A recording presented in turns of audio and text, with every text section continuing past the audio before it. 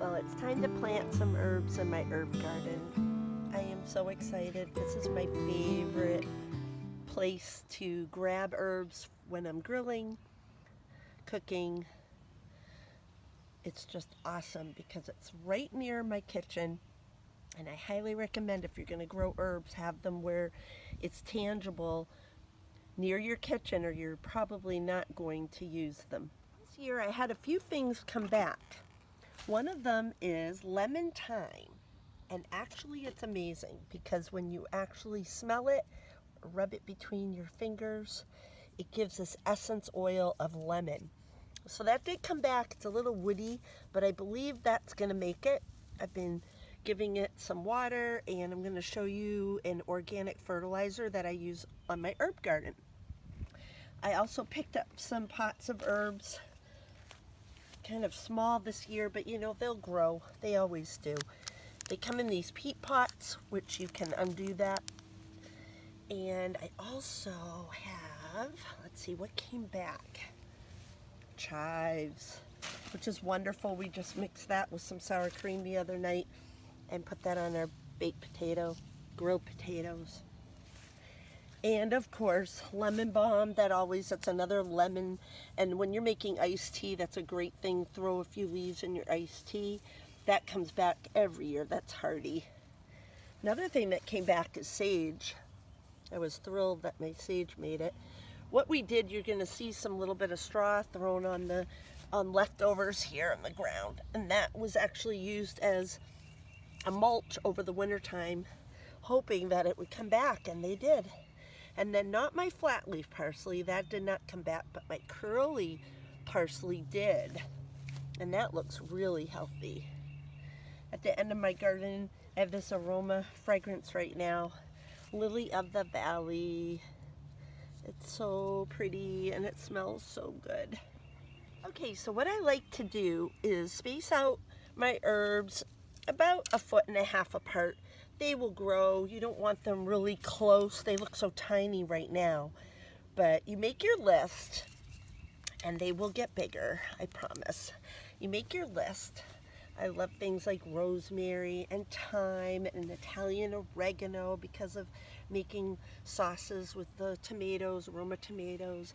Sweet basil, I have a real problem planting that right in the ground. For some reason, there's some worm or insect that loves to literally like mow it down overnight.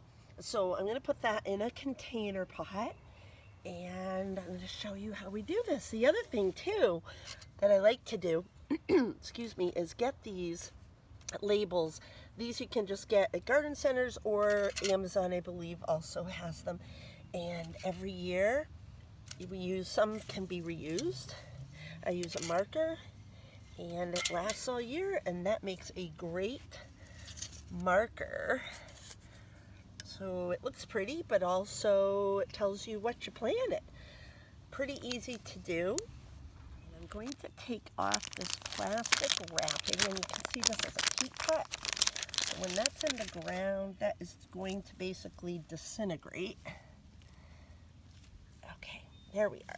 And I'm going to put my earth, the soil.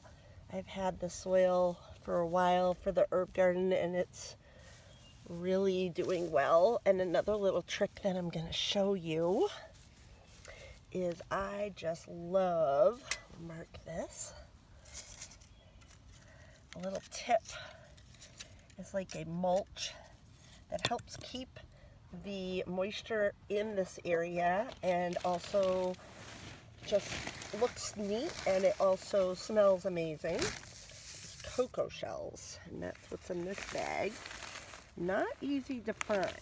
So when I grabbed this, I grabbed two, and I made sure my daughter Jennifer had them for her herb garden as well. And I just do a layer. You can see these old bricks line my herb garden. That was from my dad, from his garden. He gave me enough to go right down the row. You can see. And it keeps the weeds out of my herb garden. And I love the look of antique brick anyways. And I will show you the fertilizer I have.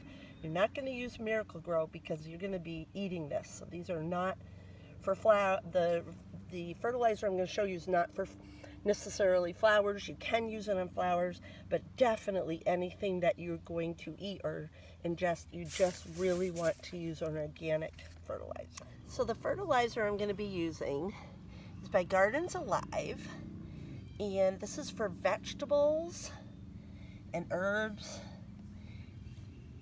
And I'm going to do a granule, this is what it looks like, tablespoon worth, about every 2 weeks.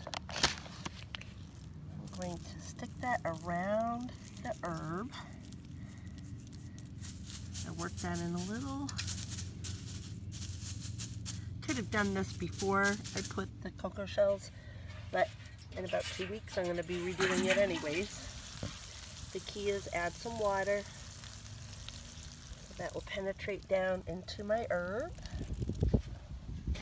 And that's going to feed that and be healthy, give it some good nutrition, and also safe for you to eat.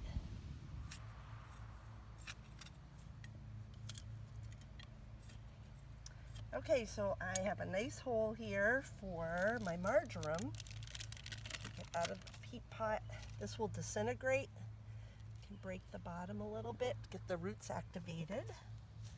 Again, about the height of the top of the pot. Give it a nice push. See a few weeds here. I got a trick for you, or tip for you on keeping your weeds down. Okay, that looks good. This is where we are going to use the Gardens Alive, about 1 tablespoon of the organic fertilizer. Granular, you're going to put that around your plant. Use your fingers, or you can use a cultivator if you want. And then the cocoa shells, they smell like chocolate. They're amazing.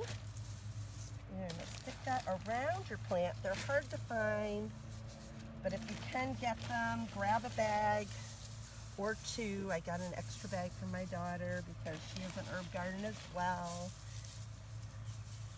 And this here, put a fine little layer around, is going to keep the moisture in when it gets really hot. And it's also going to keep your weeds down. Put my marker for the marjoram. We're getting the mayflies here. That's about as easy as it gets. Add a little water because that will activate this fertilizer. So here's the finished product of the herb garden. And these little plants just keep on growing, giving them some TLC, fertilizer, organic of course, because we're going to eat this, and a lot of water. You need to keep them nice and moist all season long.